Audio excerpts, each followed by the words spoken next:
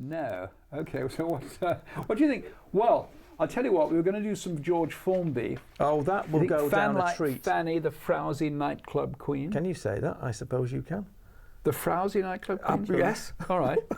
So we thought that, and then Norma, your dear wife, said, why don't you do Leaning on a Lamppost, because then they could sing along. She remembers those things, you see. I did, before my time. Oh. Well, they can sing along. Well, will they know it? Will they? They will. Or will they not? Will these songs not mean anything to them? No, they will. No, the octogenarians will join in. Yes, but they're my age, so they'd be 50s or 60s. They probably prefer me to sing, you know, she loves me, yeah, yeah. No, they do that all the time. They want something different. Okay, all right. Of course, I could do I could do my. Do you put on the George Formby face when you do your George Formby? Yes, turned out nice. Oh, should I? Yes, turned out nice again. But should I not do that? Oh no, it's all right. Up the West End, that's the West End where the nightclubs thrive. Down into, what's my accent like? Is it all right? Yeah, well, as a northerner, pass. Oh, I know. Hey, I like doing that. And what was I thinking? Well, a couple of George Formby numbers would go down a treat, yes.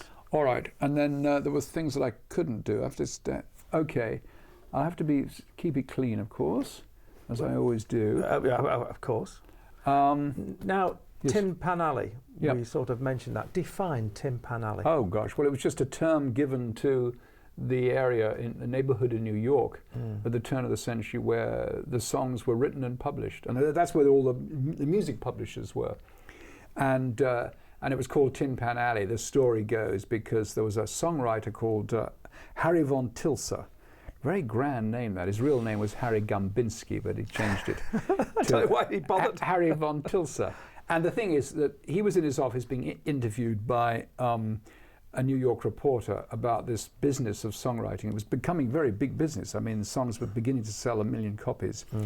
And he had one of those pianos that was out of tune slightly. And I think they probably stuck some paper behind the keys to give it a sort of jangly ragtime piano sound. And Harry von Tilser apparently said, you know, the sound of these pianos, it sounds like tin pans.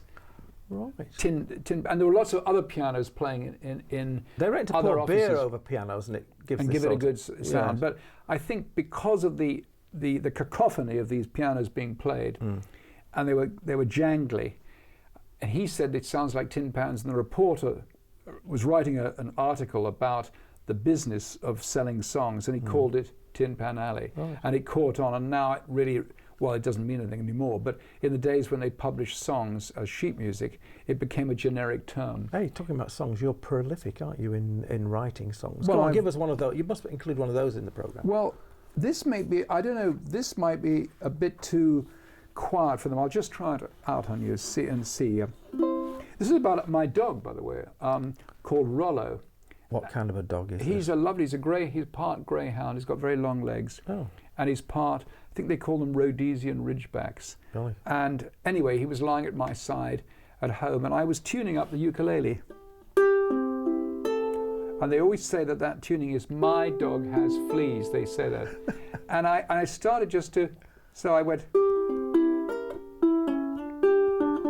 and I wrote this tune: "My dog has fleas, but he sprawls at his ease, letting sunlight and moonlight slide by him, glides down the stream in a wonderful dream, which I'd like to share when I lie there beside him. My life is rushed when it ought to be hushed by the peace that I see in his face. He'll leave nothing much at all but a collar leash and ball, but he spreads his joy all over the place." And it's just a nice, sweet song. So I thought maybe tonight it's too sweet for them. Oh, no, they're like... Oh, well, we're going to sing it again animals, then. you can't go wrong with animals. Oh, well, I love animals. I think they'll like the songs I've written. The Uke is on the March is a sweet song. Right. Well, let's just see. It's my anthem for ukuleles. Ring out the news round the nation, the uke is on the march. We're spreading our strummed syncopation, the uke is on the march. We don't sing the blues, we don't holler or whine, our melodies jingle, why our words even rhyme. Step aside electronics, make way for euphonics. The uke is on the march. Is that nice? I like that. Let's talk about the uke. Go on. All right. But do you think I thought I might start with that tonight. Yeah, that's all right. And then I'll go into a some foot other tapper. stuff. Come on, tell us about the uke, because it's an instrument that is not modern, but it's been... No. Well, this is not shaped like a normal ukulele. This is called a flute, but it's played exactly like a ukulele.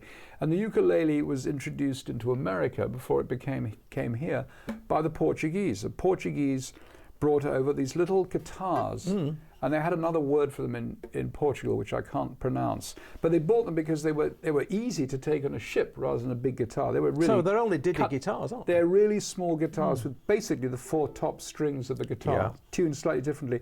But anyway, the Portuguese were visiting Hawaii in around 1870 or so. A Portuguese ship came in with some guys who had the ukuleles, and the Hawaiians loved the sound of these Portuguese instruments, and these Portuguese stayed there, and the Hawaiians started playing the ukulele and building their own, and they call it ukulele, which is Hawaiian for dancing flea, because they thought the sound of it trips along. It was like a flea jumping up and down. It's a jolly sound. And the Portuguese, the Hawaiian royalty. I'm still jet lagged from coming across from America. Where am I anyway? Oh, Isle of Wight. Yes. The Hawaiian royalty loved the ukulele, and one of the queens of Hawaii wrote one of the great ukulele songs out. You know that, I'm sure you know. Aloha, which means farewell in Hawaiian. In 1915, they had a big exposition in San Francisco, and the Hawaiians had their own pavilion there, and they brought Hawaiian bands with them. And that's how the ukulele caught on. The Americans on the mainland loved the ukulele, and then these bands toured America. And then, of course, it got to England, and people started building ukuleles in England, and that's how George Formby got to have a ukulele. Building, I like the term building. No, I prefer the building. Now, listen, talking about building, they cost a decent one. A good one. Yeah. Well, this has a nice sound. This is not expensive. My friend Jim Beloff makes the flukes, his company, and these are about, what would they be in pounds? About maybe just over £100. Yeah. But for a really good, expensive uke, I mean, you put £1,000. Golly. And What's the wood? Special? In this case, I don't know what it is. It's actually partly wood and partly plastic. It's amazing. It's got that's all plastic. But on a really good ukulele, it would be wood. And the one that I left at home, he's called Yuki, and he's a martin, and he's made of rosewood. But he's not been very well. He's been proper poorly lately. He's not well. No, he's not. And so he stayed home, and he allowed Fluky, who's his sort of low-class brother.